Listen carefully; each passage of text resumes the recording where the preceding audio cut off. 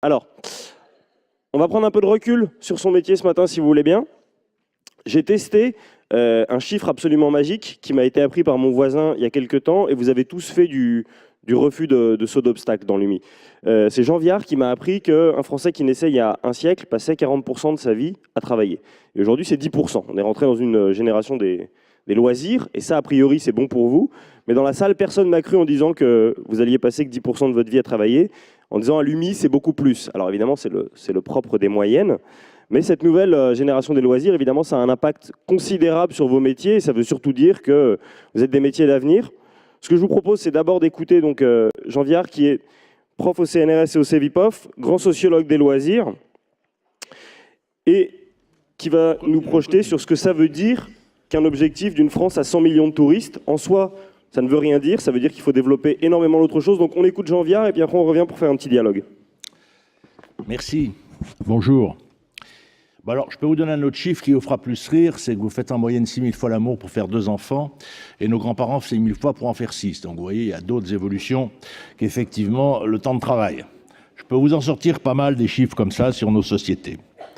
Bon, si vous voulez, moi je travaille, le tourisme m'intéresse depuis extrêmement longtemps, j'ai beaucoup écrit, j'ai beaucoup suivi, j'ai conseillé des groupes comme le Club Med, j'ai conseillé VVF, enfin bon, c'est un univers qui m'intéresse énormément. C'est pour ça que je suis très content que vous m'ayez invité, puis j'aime bien Reims.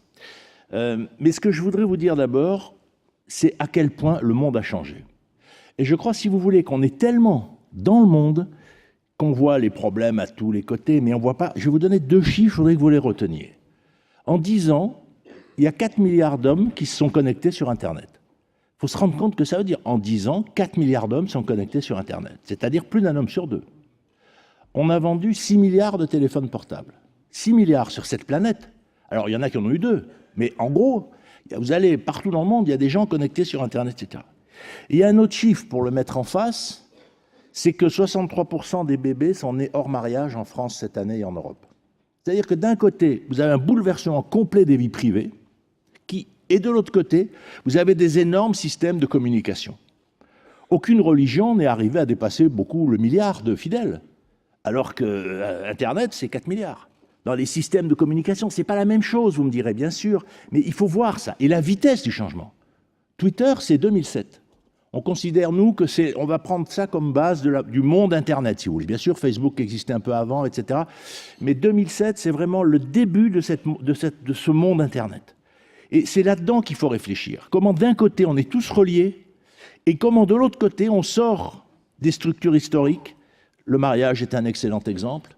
Et comment nos sociétés se transforment. Alors, je peux vous donner quelques autres chiffres pour vous montrer l'équilibre. Oui, vous donnez les chiffres du travail. C'est vrai qu'un salarié qui aura travaillé 42 ans à 35 heures, pour prendre une base, il aura travaillé 67 000 heures. Or, notre espérance de vie en Europe en ce moment est de 700 000 heures. 700 000 heures. Dans l'histoire de l'humanité, c'est jamais arrivé. On est arrivé à 500 000 heures au début du XXe siècle. On était à 300 000 heures à l'époque de Jésus-Christ. Donc l'espérance de vie moyenne a augmenté de 200 000 heures depuis la guerre, de 10 ans depuis 1981. Donc cette extension de la vie, son allongement, la place nouvelle du travail, c'est au cœur de nos sociétés. C'est évidemment au cœur de vos métiers, mais c'est au cœur de nos sociétés. Donc si vous voulez, retenez ça aussi, que le travail, c'est 10 à 12%. Vous travaillez beaucoup plus. Vous faites peut-être 100 000 heures de travail, mais de toute façon, vous travaillez moins que les générations précédentes, et surtout, vous vivez plus longtemps. Donc la place du travail n'est plus la même. Bon. Les gens font en moyenne 50 km par jour. On est dans une société d'extraordinaire mobilité. 50 km par jour en Europe, 70 km par jour aux États-Unis. Et sur ces 50 km par jour qu'on fait chacun, un tiers, c'est pour aller travailler, un tiers, c'est pour habiter la ville, amener les enfants à l'école, faire les courses, et un tiers, c'est pour aller en vacances et en week-end. Chez vous, au fond. Un tiers. Alors qu'on faisait 5 km jusqu'aux années 70. Donc, si vous voulez, cet extraordinaire allongement du temps, cette explosion des mobilités, c'est au cœur de votre métier. Ce qui était un métier exceptionnel, et j'y reviendrai tout à l'heure, ce qui était un métier minoritaire, devient un métier... Vous vous rendez compte qu'il y a 1,2 milliard d'hommes qui ont franchi une frontière cette année. Vous connaissez les chiffres, c'est votre métier. Mais il y avait 60 millions de touristes internationaux en 68. 60 millions, on est à 1,2 milliard, on va être à 2 milliards. En France, il y a à peu près 89, le ministre hier a de vous l'expliquer mieux que moi, mais bon, disons qu'il y a 89 millions de touristes étrangers, mais il y a 250 millions de voyages des Français en France. C'est que le début d'un processus. Donc on est face à un mouvement absolument gigantesque, et au fond ce qui caractérise ce mouvement, et ça c'est important dans mon métier, c'est qu'on a de plus en plus de temps, mais qu'on n'a pas de plus en plus d'argent. Et donc effectivement on va inventer des formes de vacances, d'activités, de temps libre, tous les débats sur Uber, sur Airbnb, sur des choses comme ça qui vous posent des problèmes. Pourquoi? Parce qu'on a de plus en plus de temps et on n'a pas de plus en plus d'argent. Donc comment on fait pour faire de plus en plus de choses avec un budget constant? Au fond c'est ça la question. Et comme on gagne à peu près 100 000 heures de vie par génération, une petite fille qui naît aujourd'hui à Reims vivra en moyenne 800 000 heures. Donc, si vous voulez, la question va se poser la même, parce que les salaires ne vont pas augmenter d'une manière exponentielle, mais elle aura quand même 10 ans de plus à vivre, à voyager, à aimer, à faire, etc. Bon. Donc ça, c'est le fond de cette société, si vous voulez. Et ce qu'il faut savoir aussi, c'est que cette société, c'est une société où on perd ses parents en moyenne à 63 ans. D'habitude, c'était 40 ans. Donc, quand on est à la fin de sa vie, on arrive vers la retraite, on perd ses parents, on est toutes les ruptures en même temps. Mais ça veut dire aussi qu'on est passé d'une civilisation 3 générations, qui était la civilisation habituelle, à une civilisation 4 générations. Et que ça aussi, c'est un changement gigantesque. D'abord, en termes de logement, d'utilisation de la ville, les gens habitent 20 ans de plus dans les appartements qu'ils achètent, par exemple. Ça veut dire que pour construire, il faut suivre les filières. Ça veut dire aussi que le lien à l'intérieur du tourisme intrafamilial est complètement changé de structure. Vous savez bien, des trucs comme Center Park fonctionnent parce qu'ils ont prévu le lien 2 générations. Parce qu'effectivement, il y a 2 chambres adultes, grands-parents, parents, petits-enfants. Ils sont parmi les premiers à avoir eu cette pensée trigénérationnelle. Et c'est clair que ça, c'est aussi cette vie qui s'allonge, c'est ça, le marché, les pratiques des gens se structurent complètement. Et donc, si vous voulez, retenez, c'est pas tellement les chiffres, même si je crois que les 4 milliards d'Internet et les 63 millions d'enfants, 303% d'enfants en mariage, c'est 2 chiffres qui font profondément réfléchir. Il y avait 6% d'enfants hors mariage en 68 et 60 millions de touristes, vous voyez, pour vous donner des comparaisons. Et on est à 63%. Ça veut dire que chacun d'entre nous ne fait plus sa vie dans les cadres de hier. Il l'a fait à côté. Et donc c'est ce monde-là dans lequel on est entré qui peut nous faire peur, qui peut nous angoisser, on a l'impression de plus être chez nous, etc. Mais en même temps, c'est nous qui changeons. C'est pas l'étranger qui nous a fait quitter le mariage, qui nous a fait transformer nos vies privées. À Paris, un mariage sur 2 est défait avant 5 ans. Donc déjà, vous avez 63% d'enfants en mariage et un mariage sur 2 est défait avant 5 ans. C'est ça le monde moderne. Pourquoi il est comme ça? Il est comme ça parce que la vie s'est allongée. Il est pour ça parce que donc vous allez vivre 500 000 heures. Je vous ai dit que vous travaillez 70 000 à 100 000 heures comme vous voulez. Vous avez fait à peu près 30 000 heures d'études. Vous dormez à peu près 200 000 heures. On dort 3 heures de moins par jour que nos grands-parents. 3 heures de moins par jour que nos grands-parents. Donc on a 3 heures d'activité en plus par jour. De télévision, de sortie, etc. C'est énorme. Depuis la guerre, depuis l'entre-deux-guerres, les années 30. Donc c'est des processus sociaux extrêmement rapides, et 30% des gens travaillent en horaire décalé. C'est pour ça qu'il y a toujours des gens partout. Parce que la vie s'est allongée, parce qu'il y a des gens en horaire décalé, et parce qu'on dort moins. Donc ça, c'est le fondamental. Et donc cette vie, c'est une vie beaucoup plus longue. Et dans une vie beaucoup plus longue, vous allez pouvoir en permanence retenter votre chance. Vous allez pouvoir changer de tout. Vous pouvez déménager, vous pouvez changer de métier, vous pouvez divorcer. Donc, si vous pouvez changer de conviction politique, vous pouvez voter Front National, BNP, PS. Bon. Parce qu'effectivement, quand la vie a gagné 20 ans, depuis la génération de mon père, on ne fait pas 20 ans de plus la même chose. Ça serait profondément ennuyeux. Donc forcément, on prend beaucoup plus d'initiatives, on retente sa chance, en permanence. Il n'y a pas d'âge. Regardez les gens qui divorcent au moment de leur prise de retraite. Bon, c'est plutôt les messieurs qui se mettent à des lames un peu plus jeunes. Passons. Mais enfin, regardez comment, à tout moment, on se dit on peut retenter sa chance. Et donc, rien n'est stable en grande partie pour ça. Et comme la vie continue à s'allonger, sauf catastrophe, mais elle continue, ce processus va continuer. Retenez en gros que les gens vivent sur des logiques décennales. 10% des Français déménagent tous les ans. Un CDI, c'est 11 ans et 2 mois. Je ne parle même pas de ceux qui n'en ont pas, ou de ceux qui sont dans vos métiers souvent n'ont pas de CDI, c'est d'autres modes de travail. La moyenne de durée des couples, c'est 8 ans. On est dans cette société décennale. Alors heureux celui qui pousse sa voisine à 17 ans et qui reprend le commerce et qui fait toute sa vie. Je ne fais pas l'éloge du changement, moi. J'essaye de vous rendre compte de ça. Et ce qui est important, c'est que dans cette vie où on peut tenter plusieurs chances, on va avoir des projets qui vont être discontinus. La génération de nos parents, au fond, qu'est-ce qu'on rêvait? On rêvait d'être marié, d'avoir un CDI ou d'être patron et d'être propriétaire. Et en gros, quelqu'un qui avait un mariage, une propriété et un CDI, il était content. C'était le but de la vie, c'était la stabilité. C'est le modèle de l'après-guerre, c'est la révolution industrielle, ce qu'on appelle les 30 glorieuses, etc. La diffusion de ce modèle de stabilité. Et nous, on en est profondément sortis, soit par choix, dans la vie privée, soit moins par choix dans le monde du travail, encore qu'on pourrait en discuter. Et donc, du coup, cette vie, elle associe la discontinuité à la liberté, elle associe la mobilité à la liberté, et c'est le propre des métiers comme le vôtre. C'est que vous êtes au cœur des enjeux de cette société, de discontinuité, de mobilité, de liberté.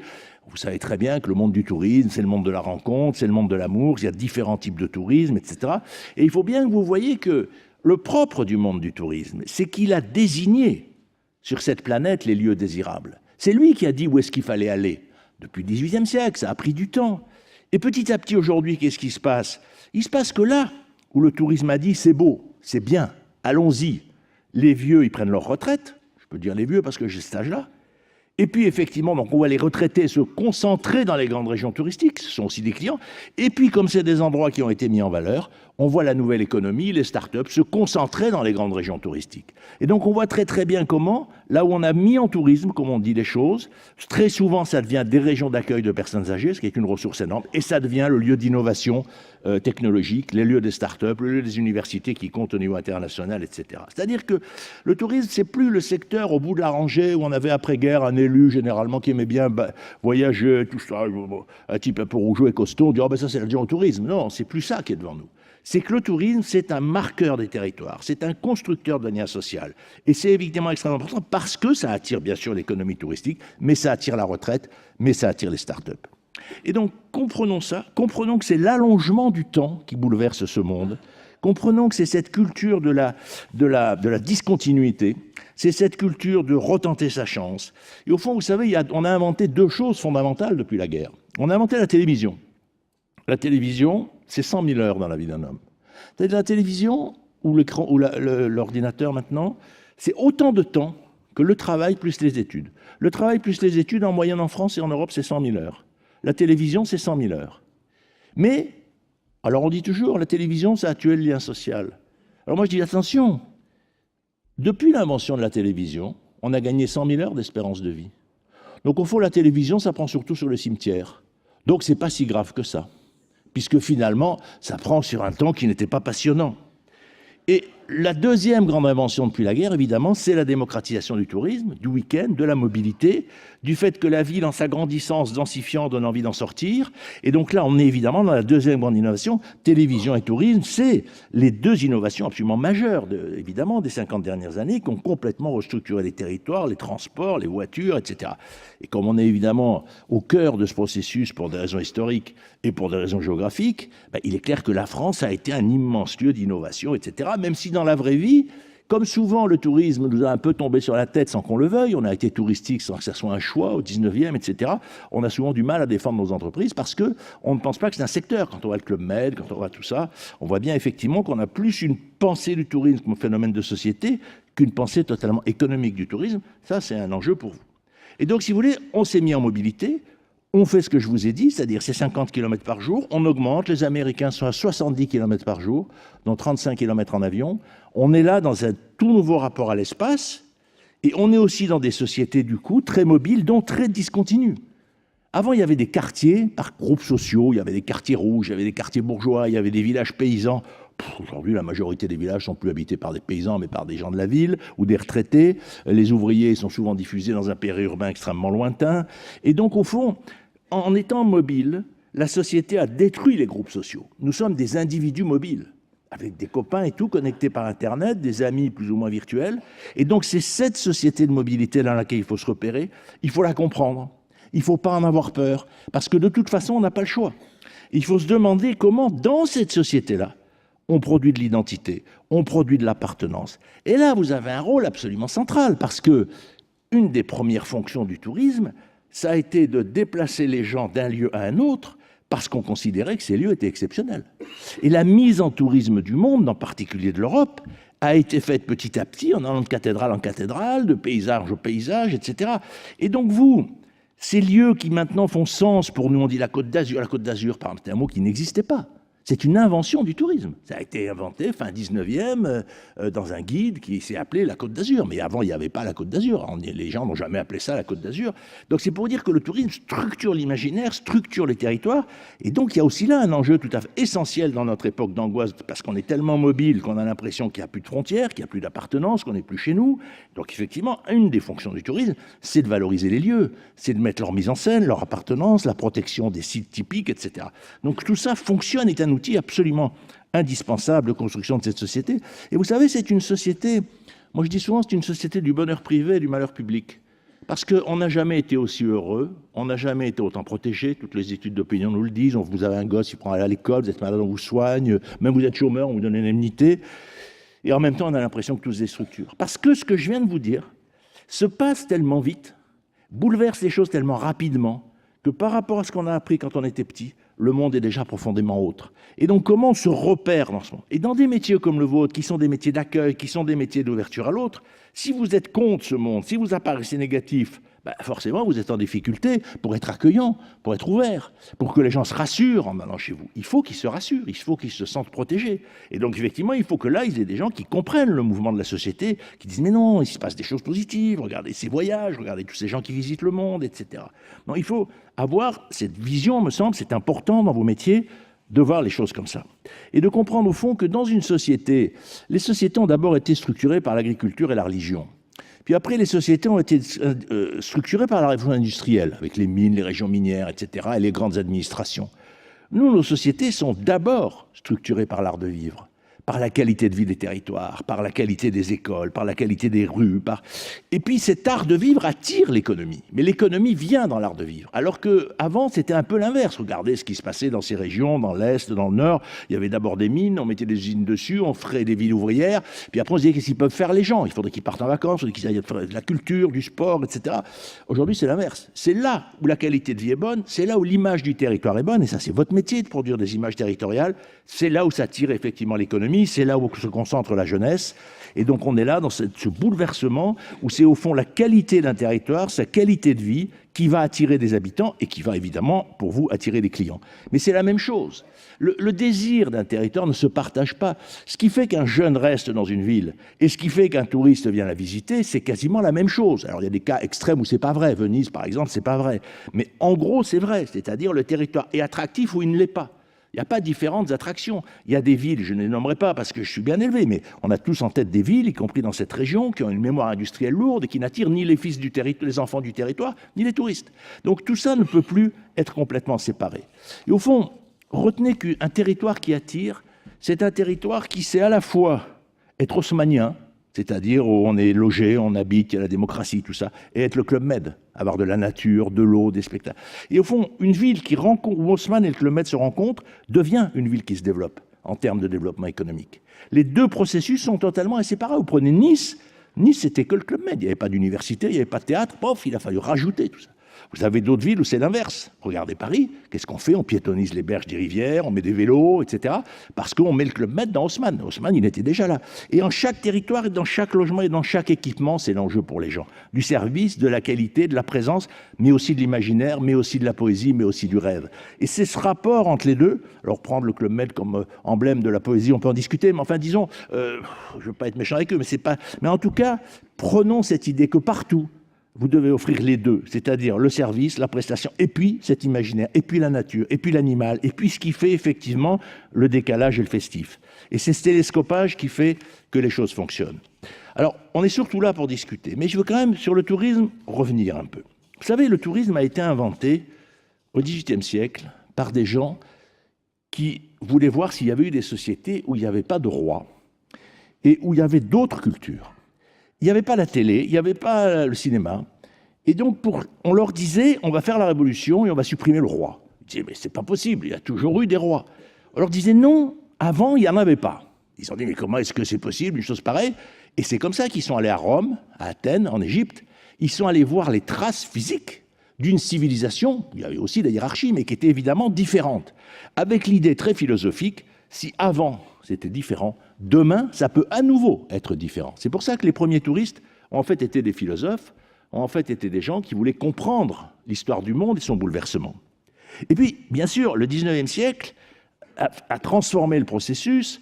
Et moi, je dis souvent, le premier lieu touristique du monde, ça a été Versailles, au fond. Versailles, c'est une station touristique, c'est un grand Club Med, quoi. On fait venir tous les aristocrates de France et de Navarre pour qu'ils arrêtent de faire de la politique. On fait de la fête, on s'amoure, on s'aime, etc. et tout. C'est un système politique. Au fond, c'est la première grande station touristique. Et puis nous, on est entré dans cette ère du tourisme de masse, où il y a 1 milliard, dont je l'ai dit tout à l'heure, 200 millions de touristes.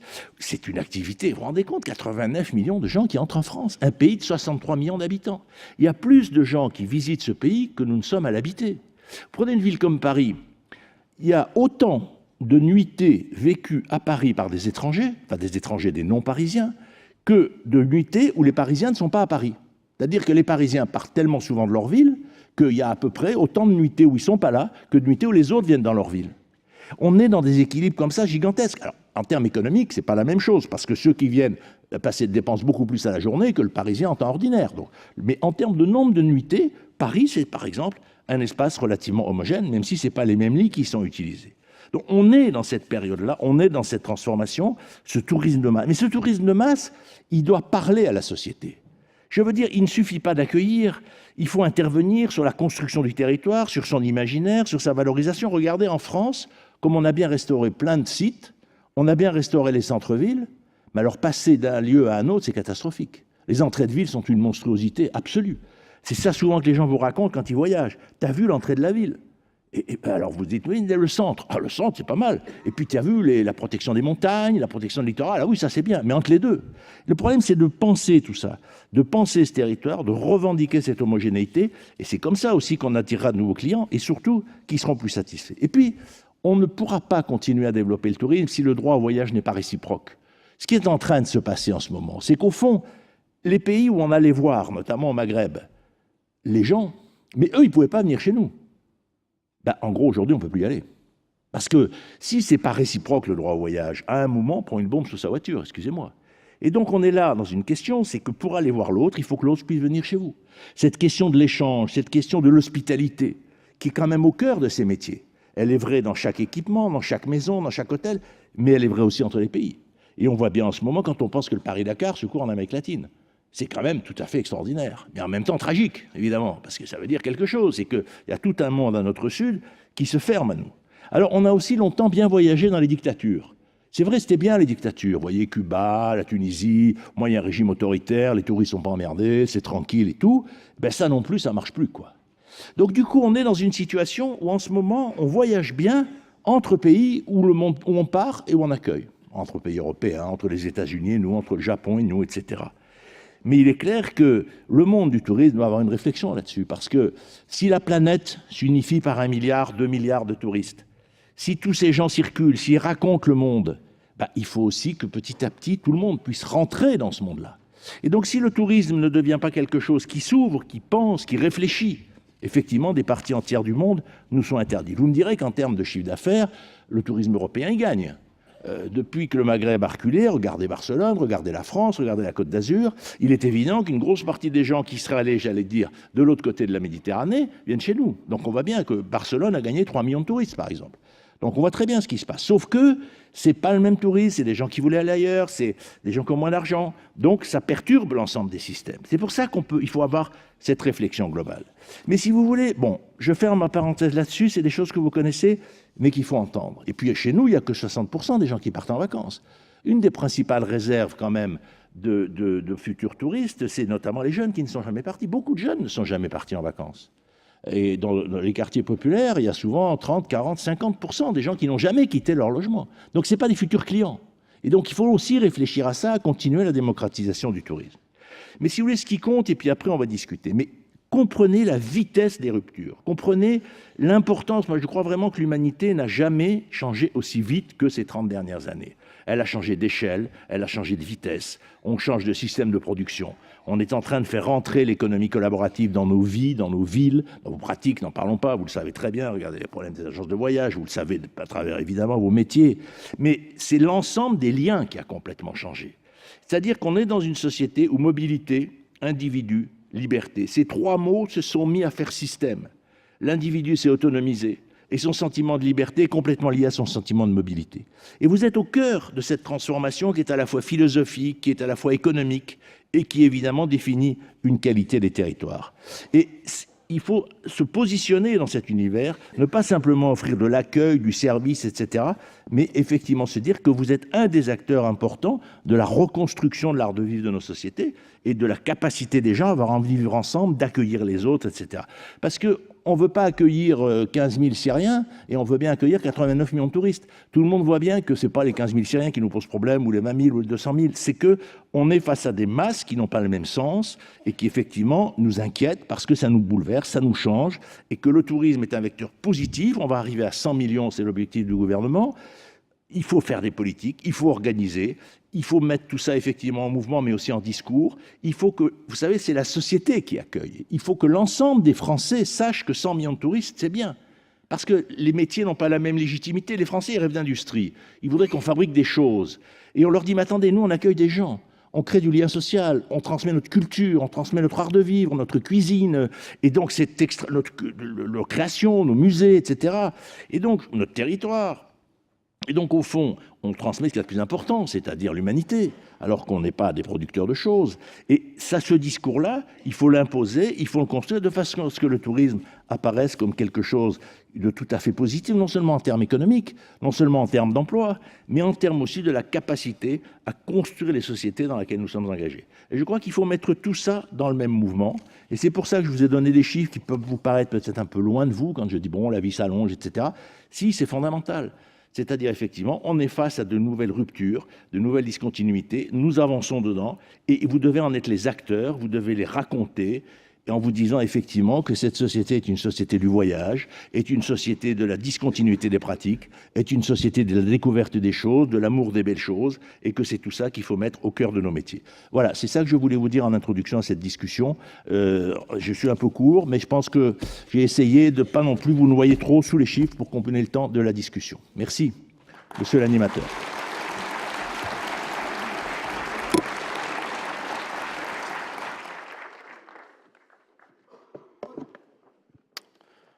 À 9 h du matin, il y en a qui ont dû se sentir réveillés quand même. Là.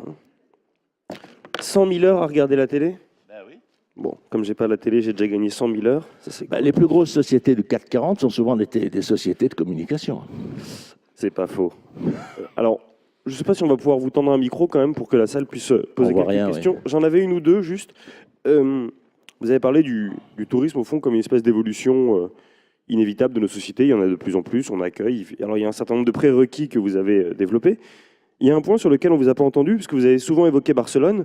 Cet été, il y a eu les premières jacqueries contre les touristes. Il y a eu la même chose à Berlin. C'est-à-dire qu'il y a l'espèce de rébellion de la population locale. Est-ce que vous sentez que c'est quelque chose qui pourrait nous menacer en France ? Bon, c'est instrumentalisé chaque fois par des acteurs politiques particuliers. Mais ça nous dit des choses. Ça nous dit des choses. D'abord, ça nous dit une chose positive pour vous, c'est qu'accueillir, c'est un métier. Et qu'il ne suffit pas d'offrir un lit. Quand vous regardez Airbnb, bien souvent, le problème, c'est que les gens qui louent pour 3-4 jours, ils n'ont aucun problème de l'environnement, des voisins, ils font du bruit. Vous, si à 2 h du matin, il y a un client qui rentre alcoolisé, vous le faites coucher, vous le faites taire. Je dirais que c'est pour ça qu'il y a un gardien de nuit. Donc, on tient une ambiance collective. Ce qui est tout le problème des locations qui sèchent, comme on dit. Donc, il y a ça qui joue.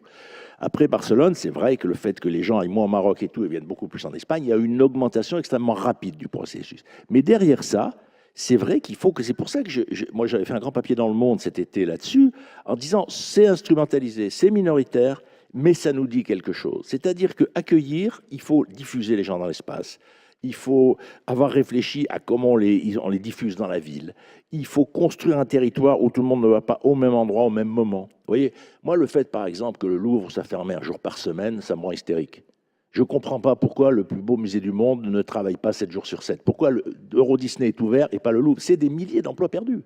C'est des heures d'accueil de queue alors que ça pourrait être ouvert de 8 h du matin à minuit. Je veux dire que, et on pourrait, dans toutes nos villes, encore plus diffuser. Il ne faut pas que les gens aient toujours... Le problème, c'est que le touriste aujourd'hui, en moyenne, on part 15 jours pendant 70 ans.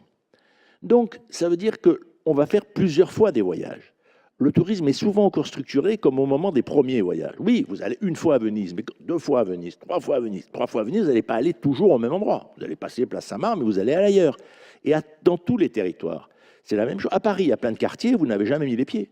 Parce qu'ils ne sont pas entrés, alors qu'il y a des choses à faire. Même Saint-Denis, la plupart de nous ne sont peut-être jamais allés à Saint-Denis. C'est-à-dire que le tourisme, sa diffusion dans l'espace, on s'est beaucoup intéressé à sa diffusion dans le temps. Je pense que sa diffusion dans l'espace est un enjeu majeur. C'est-à-dire que c'est une politique, le tourisme. On ne peut pas lâcher 100 millions de touristes sur un territoire en disant « débrouillez-vous ». C'est pas vrai. C'est pour ça que je plaide beaucoup pour qu'il y ait plus un ministère du tourisme. Enfin, ça, il aurait fallu en discuter hier avec le ministre. Mais je veux dire, parce qu'il y a une réflexion, il y a une construction. Sinon, il y a des densités. Regardez à Barcelone, regardez le cœur de Paris. Il y a des quartiers, à un moment, il y a plus de logements éphémères que d'habitants. Qu'est-ce que c'est qui accueille? S'il n'y a plus d'habitants, qui accueille dans un quartier?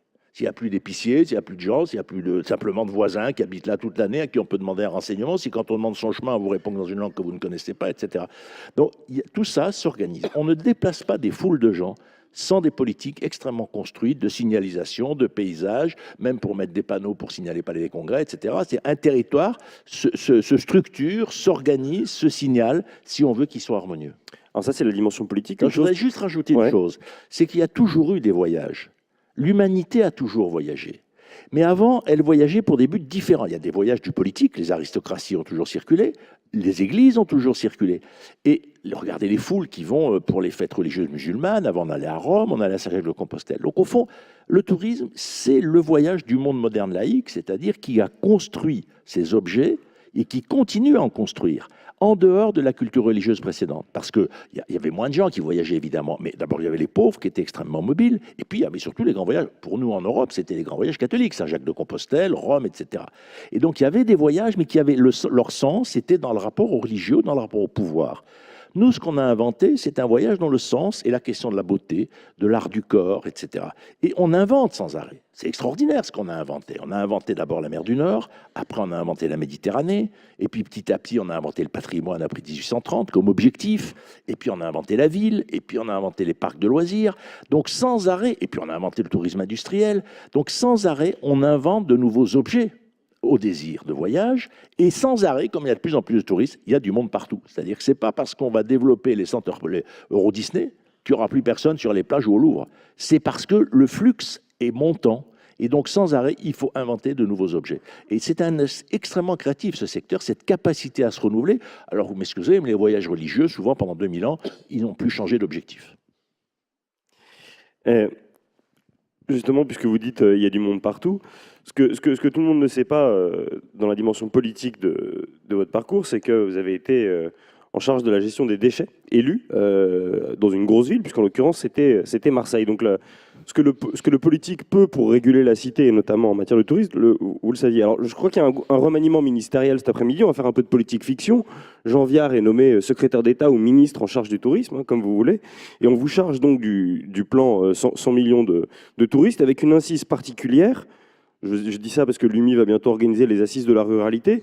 C'est que pour arriver à cet objectif de 100 millions de touristes en France, il faut faire en sorte qu'il y ait une répartition plus harmonieuse des touristes sur notre territoire, et notamment dans les communes les plus rurales. Qu'est-ce que vous feriez, monsieur le ministre? Vous êtes bien gentil. Bon, heureusement, je ne serai pas nommé ministre, donc je n'aurai pas à résoudre directement à cette question. Mais je pense que c'est une question, d'abord, tout à fait importante. C'est-à-dire que le tourisme, vous savez, c'est quelque chose de très précis. On ne va pas n'importe où. On va là où on est déjà allé. On va beaucoup là où ses parents allaient. Donc en réalité, ce n'est pas une masse, une horde qui se jette dans tous les coins, c'est absolument faux. Donc c'est une construction qu'il faut connaître. Moi, la première chose que je ferais, c'est de faire de la connaissance. C'est un secteur qu'il faut mieux connaître. Il faut savoir qui va à quel endroit. Par exemple, regardez les protestants. Ils ont tendance à plus aller se baigner dans l'eau douce. Les catholiques préfèrent l'eau salée, pour des tas de raisons sur lesquelles on pourrait revenir, parce que le protestantisme a un rapport tout à fait particulier avec l'écologie, puisque la pensée écologique est née dans les pays protestants, etc. Bon, on pourrait prenez simplement cette entrée-là. Bon, c'est une entrée sur un certain type de destination. Vous avez tout un tourisme mémoriel. Les gens, regardez par exemple sur la Côte d'Azur, tous les gens qui viennent sur la Côte d'Azur parce que les intellectuels allemands s'étaient réfugiés là pendant la guerre. Mais en réalité, il y a très peu de signalétique sur la Côte d'Azur qui correspond à tous ces artistes qui ont créé pendant la guerre sur la Côte d'Azur parce que c'était le grand lieu des réfugiés, notamment allemands. Donc c'est pour dire qu'il y a des tas de flux, il faut organiser chacun des flux. Il ne faut pas travailler comme si c'était une horde. Alors ça, c'est évidemment totalement destructeur.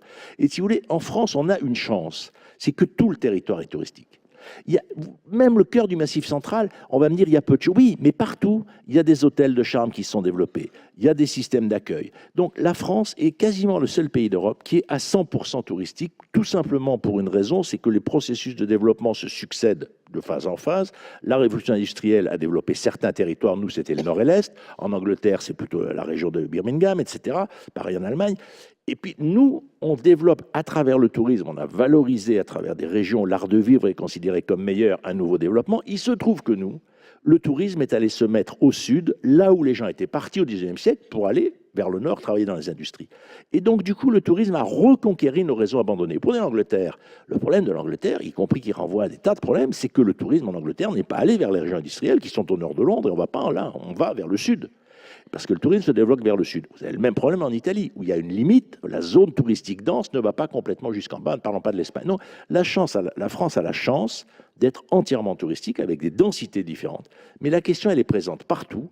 Et il y a des endroits où il y a du tourisme rare. J'ai pris le Massif central, ce sont des gens que j'adore, mais parce qu'effectivement, j'y vois s'y développer des pratiques tout à fait importantes. On a une politique de protection des territoires qui est extraordinaire, avec les parcs, avec les réserves, avec... J'allais dire, on a restauré le dernier des lavoirs du dernier village, il a quasiment déjà été restauré. C'est un atout important. Mais après, il faut beaucoup plus construire les flux les uns derrière les autres. Le tourisme de la jeunesse, par exemple, est très différent. En ce moment, regardez les jeunes Anglais, ils vont massivement se défouler à Barcelone. C'est l'un des gros problèmes de Barcelone, c'est ces bandes de jeunes qui arrivent à 50, 100, qui boivent absolument comme des trous, qui ne sont pas contrôlés, ils emmerdent le quartier, on va dire les choses simplement. Bon. Comment se pose la question? Ils ont le droit de voyager, ils ont le droit d'avoir envie d'aller se défouler, etc. On l'a tous fait, donc je veux dire, on ne va pas aller d'accord. Mais comment on pense l'ensemble de ces processus? Et c'est là où je dis qu'il ne suffit pas de se fixer des objectifs en chiffres, il faut aussi se fixer des objectifs par série, comment on articule tourisme et Erasmus, comment on articule l'ensemble, pour prendre cet exemple sur la jeunesse, sur les autres populations, et comment on attire le tourisme du retraité, qui est un extraordinaire marché, alors qu'actuellement, vous avez par exemple, tous les gens qui vont s'installer au Portugal, vous avez des phénomènes tout à fait importants de gens qui vont s'installer au Portugal parce qu'on n'a pas de réflexion sur comment on aide les populations modestes à aller s'installer dans les régions touristiques. Pour dire les choses simplement, par exemple, Paris perd 50 000 habitants par an dans les classes supérieures qui vont prendre leur retraite là où ils ont une résidence secondaire, mais vous ne pouvez pas échanger votre HLM de Paris contre un HLM à Apt ou à Quimper. Donc, le tissu, le territoire d'un point de vue social, alors 48% des gens qui prennent leur retraite rêvent de déménager et de quitter la grande ville. Mais nous n'avons pas de politique sur ces questions. Donc, il faut surtout ça, construire du lien, regarder les choses de manière fine, ne pas travailler. 100 millions, c'est bien, mais ce n'est pas 100 millions. C'est peut-être, je ne sais pas combien de groupes et de sous-groupes, mais c'est cette analyse-là qu'il faut faire. Une petite dernière, et puis j'espère qu'il y a un micro qui circule s'il y a des questions. Juste après vous, on va parler de la réforme de la formation professionnelle, l'avenir des métiers, des diplômes. Évidemment, si on accueille de plus en plus de touristes, ça veut dire qu'il y a de plus en plus de professionnels. Ce que vous nous dites, c'est que partout, la France est une nation touristique par elle-même. En revanche, il est parfois compliqué de trouver des gens qui ont cette vocation de vouloir servir, de vouloir accueillir. Comment est-ce que vous expliquez, est-ce que c'est le fameux bonheur privé, malheur public que vous exprimiez? Non, c'est qu'en France, le tourisme s'est développé tout seul. Si vous voulez, il faut bien comprendre qu'au XVIIIe siècle, au XIXe siècle, pourquoi on a été touristique?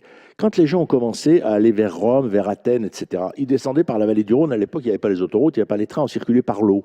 Donc ils descendaient par la vallée du Rhône. Je vous rappelle que Marseille était une grande ville touristique. Je sais que ça n'a pas votre arrivée les premières, mais l'hôtel de Paris, par exemple, là où il y a maintenant la Joliette, parce que les gens arrivaient à l'eau, ils allaient à l'hôtel à Marseille, ils prenaient un bateau, le bateau allait à Nice, ils allaient à Rome, etc. On circulait par la mer. Et donc la France a été au cœur de l'invention du tourisme. Bon. Et donc, effectivement, on a une position extrêmement... Donc, du coup, on ne s'est pas battu aussi fortement que d'autres pour devenir touristique. Paris est une ville touristique mondiale, mais on n'a pas vraiment... Jusqu'à maintenant, ça a peu été... Il y a des zones en France qui se sont battues. Regardez la France de l'Ouest, comme elle s'est bien battue, la Bretagne, tous ces pays-là, qui étaient beaucoup moins touristiques que la France méditerranéenne. Mais dans les années 70-80, toute la construction qu'ils ont fait, du fait que c'était authentique, eux, ils étaient authentiques. Moi qui suis marseillais, nous en Méditerranée, on ne l'était pas. Nous, on n'est pas comme eux. Et d'ailleurs, c'est rigolo parce que certains grands patrons qui ont développé le tourisme en Bretagne, ils avaient piqué les directeurs du tourisme de Provence. C'est-à-dire des gens mais ils les ont ramenés et d'un coup, ils ont monté cette idée de l'authenticité, le vent, les globes, le bateau, la mer et la liberté. Ils ont mis la liberté dans la mer, alors que nous, on avait essayé de la mettre dans la neige. La liberté, c'était de descendre sur la neige. Ils l'ont repris et clac, ils en ont fait les grandes courses maritimes, ce qu'en Méditerranée, on ne faisait pas. Mais tout ça, c'est des constructions choisies, c'est des volontés, c'est des choix stratégiques. Voilà. Donc, si vous laissez... Donc, le problème, je pense qu'à la France, c'est qu'on a été été touristique. Il y a des gens qui ont fait énormément de boulot, mais si vous voulez, on a été touristique parce qu'on était bien placé historiquement, parce que il faut bien comprendre que quand le tourisme est né, le français était la langue des élites, donc tout naturellement, les Russes, les Anglais, etc., ils sont venus en France. Vous prenez Nice, il y a des églises orthodoxes, etc. Tout simplement, c'est fait parce que au 19e siècle, au moment des révolutions, etc., on a été au cœur des élites. Et donc, quand le processus s'est démocratisé, le public est arrivé. On n'a pas eu besoin d'aller chercher les touristes. Ils sont arrivés. On a accueilli, on a fait des métiers, etc. Le problème qu'on a aujourd'hui, d'abord, c'est qu'on est dans un processus de concurrence qui est extrêmement fort, parce que tourisme entraîne économie de la retraite et entraîne économie de la high-tech. Et ça, c'est ce qu'il faut bien comprendre. Regardez la bataille en ce moment entre le Grand Paris et Londres. Il est clair que le Brexit va donner un coup terrible à Londres. Et du coup, l'attractivité de Paris doit être évidemment une attractivité commerciale, etc., mais aussi en art de vivre, mais aussi en fête, mais aussi en ludisme. Si les jeunes, le soir, ils s'ennuient à Paris, Paris ne marchera pas. Donc, comment on se pose ces questions? Comment on mélange? C'est-à-dire, par exemple, comment est-ce qu'on met les jeunes la nuit, par exemple, dans les gares? Moi, je revendique que les gares deviennent des boîtes de nuit la nuit, parce qu'on peut faire le bruit qu'on veut donner, ça gêne personne, il n'y a personne qui dort. C'est-à-dire, vous allez à Lisbonne, par exemple, c'est sur les quais, dans les docks, qu'ils ont mis les boîtes de nuit, de façon à ce qu'effectivement, on n'empêche pas les endormir. C'est d'ailleurs vrai aussi à Londres. Donc, je veux dire, toujours se dire, il faut qu'on ait toutes ces populations, il faut qu'elles ne se heurtent pas, mais là, on a des atouts si on organise les choses comme ça. Mais c'est vrai qu'on a un peu, je dirais, profité. Après, attendez, on s'est battu comme des fous pour avoir Euro Disney.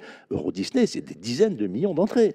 Regardez Europa City, qui est un projet, moi, que je suis assez près parce qu'il m'intéresse énormément, parce qu'en même temps, il est complètement dingue. Je ne sais pas s'ils le font vraiment. Vous savez, c'est l'énorme centre commercial au sud de Roissy qui vise à attirer 24 millions de clients par an, dans le plus grand supermarché du monde, où il y aurait 2400 chambres d'hôtel, 2 palais des congrès, un théâtre, etc. C'est-à-dire d'une espèce de ville bâtie à côté de l'aéroport, comme cœur d'une énorme machine touristique, mais en même temps de tourisme de congrès, de tourisme.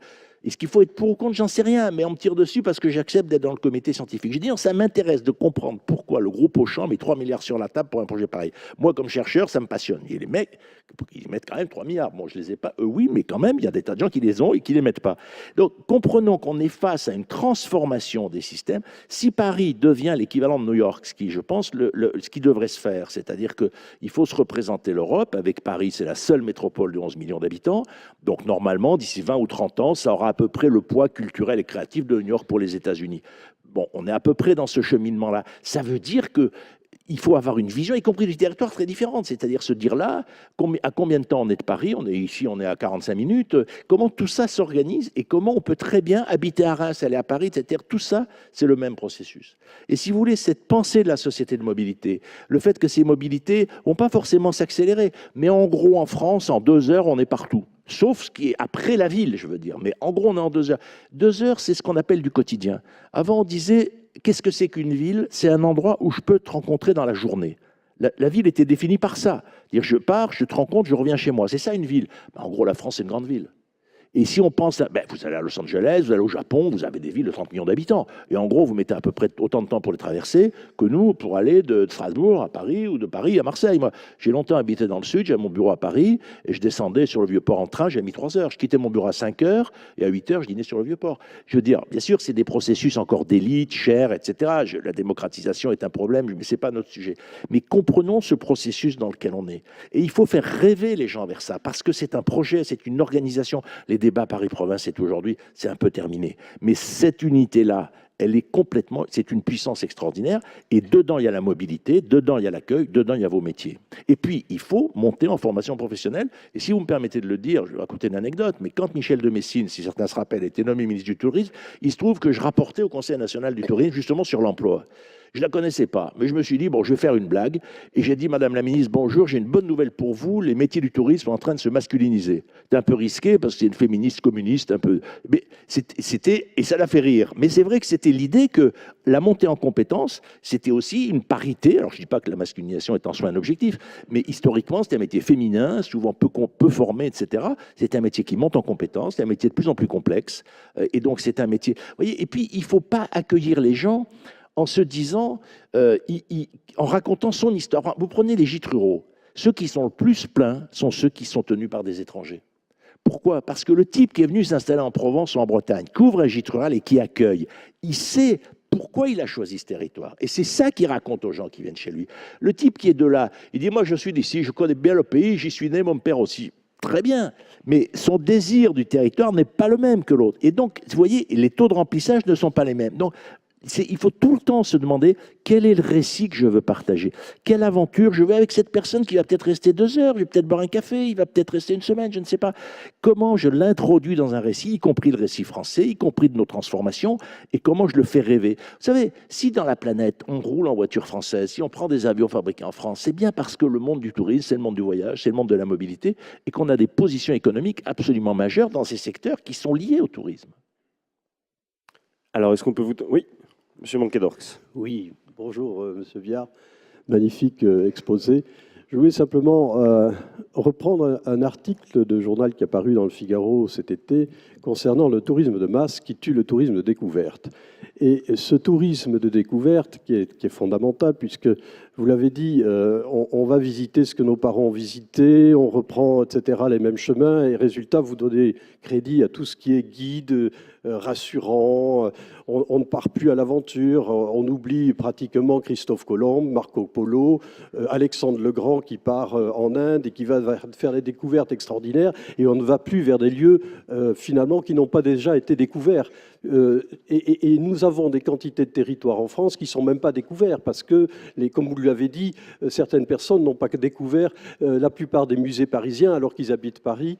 Il y a aujourd'hui un manque de désir de découvrir de l'insolite, de découvrir le merveilleux et tout ce que nous pouvons apporter, nous, dans nos spécificités, dans nos particularités territoriales, qui sont d'une richesse exceptionnelle, mais qui ne sont pas forcément dans les tweets, qui ne sont pas forcément sur Facebook, sur les réseaux sociaux, l'endroit qu'il faut avoir découvert ou d'avoir visité pour finalement exister, parce qu'on n'existe que parce qu'on est allé à Venise et qu'on est revenu de Venise, ou on existe parce qu'on a fait le chemin de Saint-Jacques, ce qui a été l'un des plus grands chemins de voyage.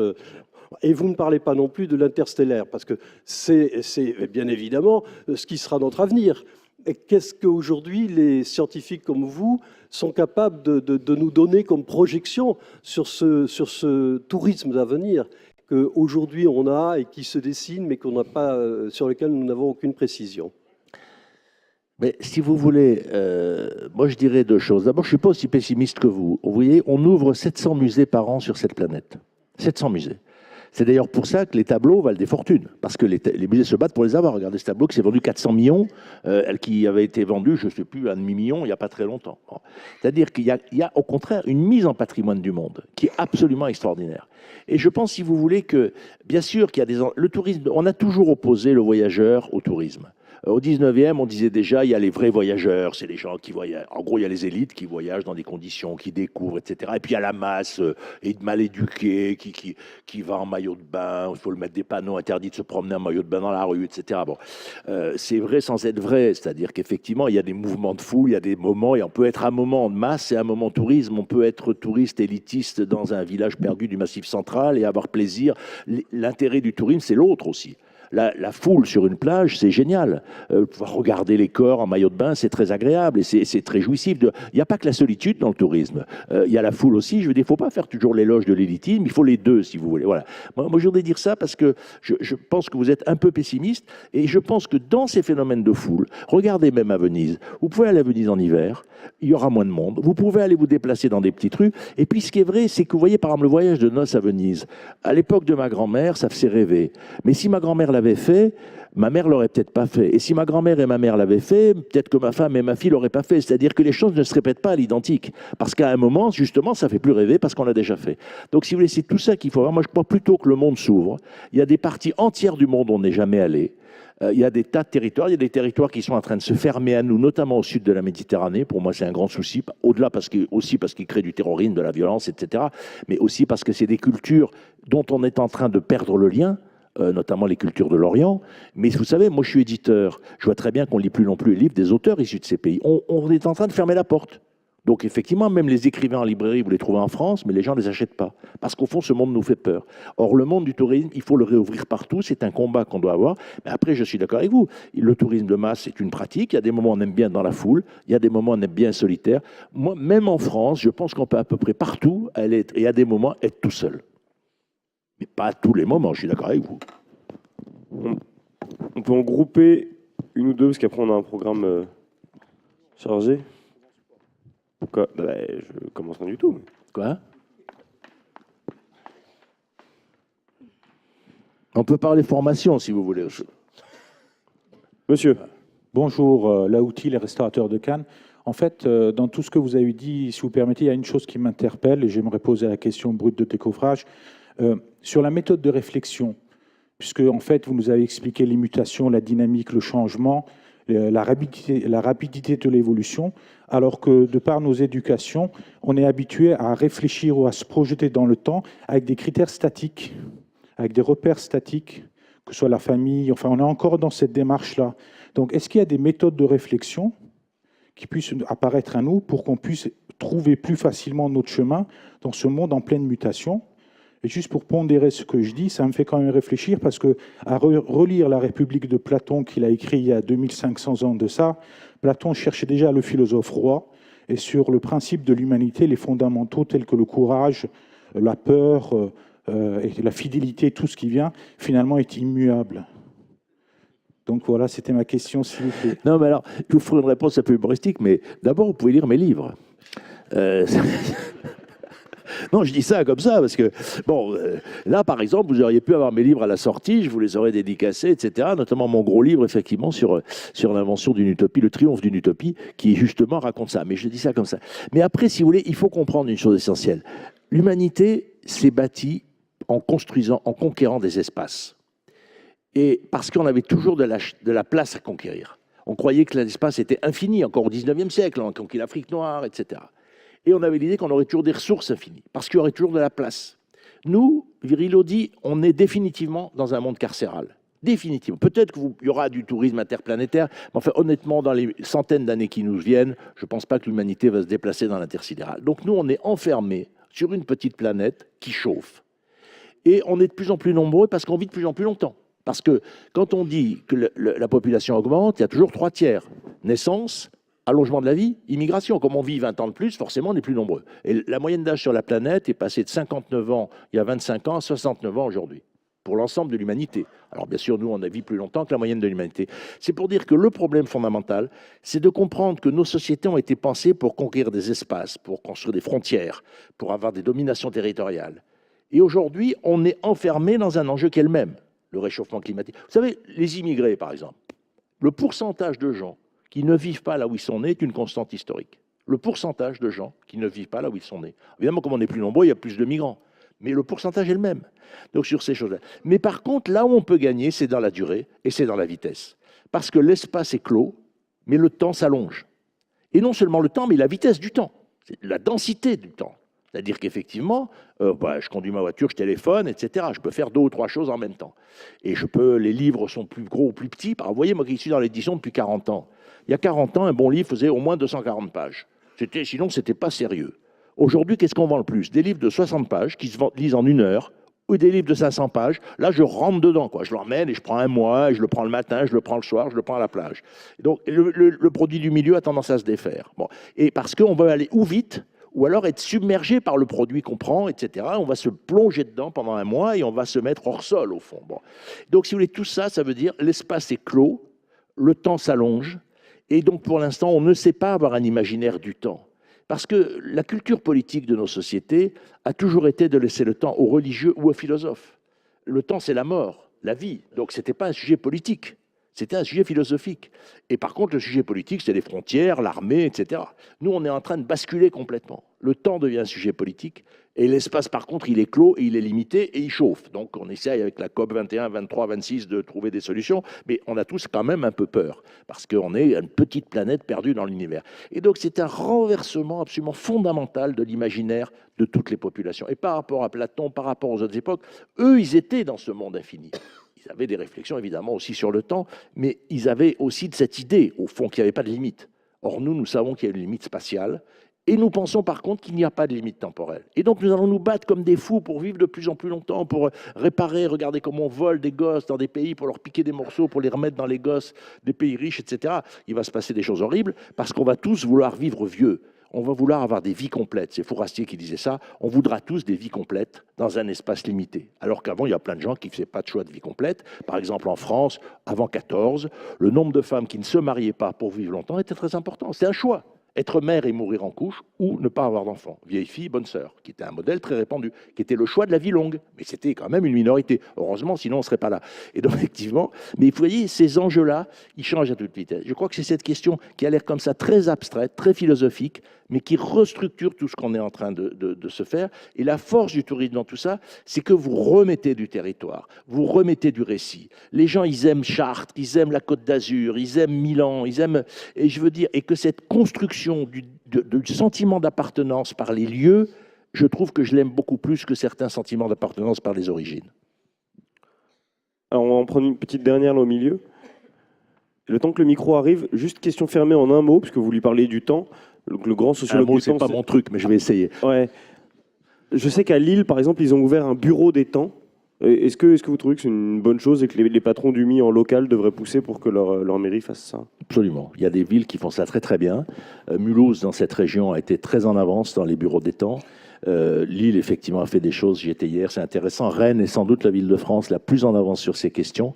Parce qu'on ne pense pas le temps... Je prends un seul exemple. Quand j'étais élu à Marseille, je voulais que les heures d'embauche des secteurs privés et des secteurs publics soient décalées d'une demi-heure pour diminuer les embouteillages. Je prenais que ça, c'est-à-dire la gestion des heures d'embauche dans les secteurs économiques pour essayer de diminuer les embouteillages. Vous faites que, par exemple, les cours dans les facs démarrent à la demi et pas à l'heure. Parce que les étudiants sont plus mobiles, les autres ont des enfants, c'est toujours compliqué, etc. Mais on n'arrive même pas à imposer ça, c'est-à-dire de dire, attendez, ici, les universités, parce qu'on sait très bien, quand les facs sont fermés, il n'y a quasiment plus d'embouteillage. Quand il n'y a pas d'école et pas de fac dans notre société, il y a quasiment plus. Donc se dire, bon, très bien, tous les cours à la fac commencent là. Le cours à la fac, le matin, il commence à 7h30. Et du coup, ça décale des dizaines de milliers de gens dans les transports. Rien que simplement penser les temps, c'est penser ce genre de questions, si vous voulez. Puis c'est penser plus généralement le temps général de la société. Mais c'est aussi penser, vous regardez au Hall à Paris, comment vous faites pour qu'il y ait des gens qui viennent le soir au Hall à Paris et qu'il y ait des habitants qui se lèvent à 6 heures pour travailler, qui habitent au même endroit? Est-ce que c'est possible? La réponse, elle est probablement non. Donc comment est-ce qu'effectivement vous allez dire, là on fait un choix de lieu festif, bien entendu, comment on permet aux gens qui habitent là d'aller habiter ailleurs, ou de leur financer, ou alors, etc., parce que c'est pas con. Donc, c'est tout ça, les temps. C'est les temps du bruit. Vous savez que le bruit, c'est un enjeu majeur de la ville. C'est effectivement les temps de la gestion des flux, autrement qu'en élargissant les routes, mais en décalant un certain nombre d'heures d'embauche, etc. Il y a toutes ces questions qui sont devant nous.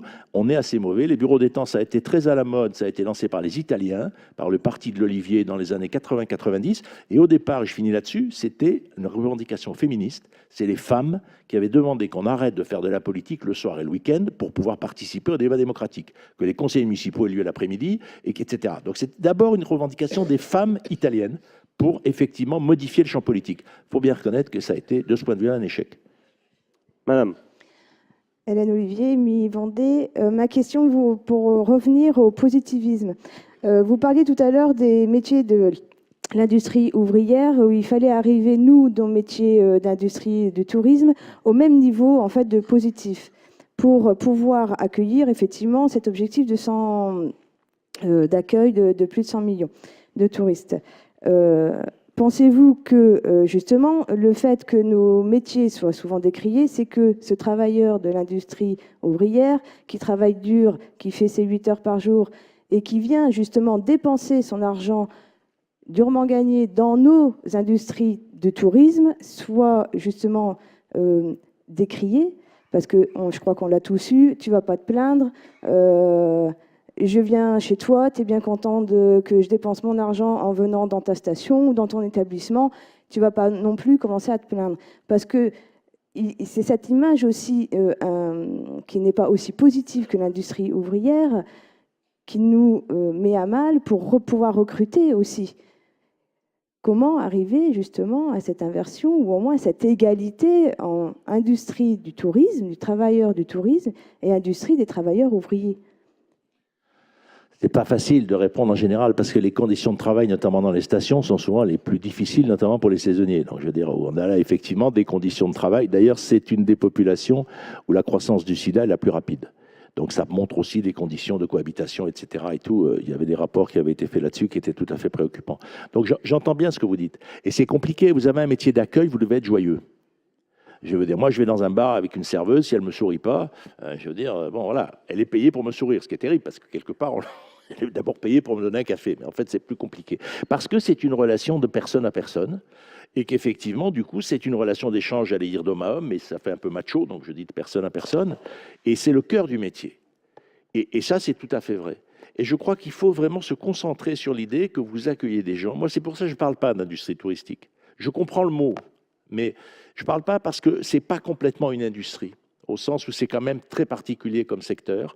Et c'est pour ça que je préfère insister sur le fait que c'est des rapports de personne à personne. Après, je pense, si vous voulez, que la France, qui est le premier pays touristique au monde, vous voyez, quand vous allez discuter avec des Américains, ou que vous allez à Bruxelles, j'ai représenté la France à Bruxelles à une époque sur les questions touristiques, ils étaient tous très surpris qu'en France, il n'y ait pas de grande recherche sur le tourisme. Ils disaient, vous êtes le premier pays touristique au monde, vous êtes le plus ancien pays touristique au monde. Donc on s'attendrait à ce qu'il y ait des laboratoires de recherche, des écoles, des grandes écoles, qu'on forme les gens. Il est important que les gens qui travaillent dans le tourisme connaissent l'histoire du tourisme. Il est important qu'ils comprennent pourquoi il y a tant de tourisme en France, qu'ils puissent le dire aux gens qui viennent chez eux, qu'ils puissent raconter sur la Côte d'Azur l'histoire de la Côte d'Azur, en Bretagne, qu'ils puissent effectivement parler de la Bretagne, etc. Donc ça veut dire que c'est des métiers où il faut apprendre des tas de choses, qu'on va effectivement faire le lien avec le client qui vient. Bon. Donc je pense, si vous voulez, que là-dessus, et je m'arrêterai là, mais j'entends votre question, je pense simplement que le monde du travail est tellement en train de changer que je ne sais pas comment ça va se passer demain. Quand vous regardez en ce moment dans le monde du travail, la révolution collaborative, elle est foudroyante. Le nombre de gens qui commencent à travailler 1 ou 2 jours par semaine chez eux, ça ne fait qu'augmenter, qui travaillent dans des open stores en bas des immeubles. C'est-à-dire que même l'idée de lieu de travail pour une bonne partie des emplois est en train de se perdre, du moins en permanence. Et donc, si vous voulez, là-dessus, ça change tellement vite que les oppositions risquent d'être moins importantes dans les années qui viennent. Mais par contre, le fait de former les gens, le fait qu'ils connaissent l'histoire du tourisme, le fait qu'ils sachent à quel point tout ça est important, le fait que les élus soient sensibilisés au fait que c'est le tourisme qui rend désirable leur ville et que sans tourisme, une ville n'est pas désirable. Je finirai sur une pirouette, si vous voulez, mais je dirais une ville où il n'y a pas de tourisme aujourd'hui, elle ne peut plus se développer économiquement. Ce n'est pas forcément le tourisme qui la développe, c'est le rôle de la mise en désir du territoire par le tourisme qui rend la ville attractive. Il y a beaucoup d'élus, par exemple, qui n'ont pas encore complètement compris ce processus. Donc le tourisme, ce n'est pas un truc en plus, c'est pas quand on dit on va faire 10 millions de touristes de plus, moi j'ai dit aux gens du gouvernement, c'est très bien, je suis d'accord, mais il faut que ça soit dans cette histoire, il faut que ça soit la circulation des jeunes, il faut qu'on favorise le départ de nos propres jeunes. Parce que c'est très bien d'accueillir les autres, mais quand il y a 40% des Français qui partent pas en vacances, comment on accueille, comment on rentre dans la société de mobilité si une partie de la société est exclue du processus? Il y a toutes sur questions sur lesquelles il faut travailler. Mais vous avez de la chance, c'est quand même un très beau secteur. Allez, bonne journée. Bonne journée, merci infiniment.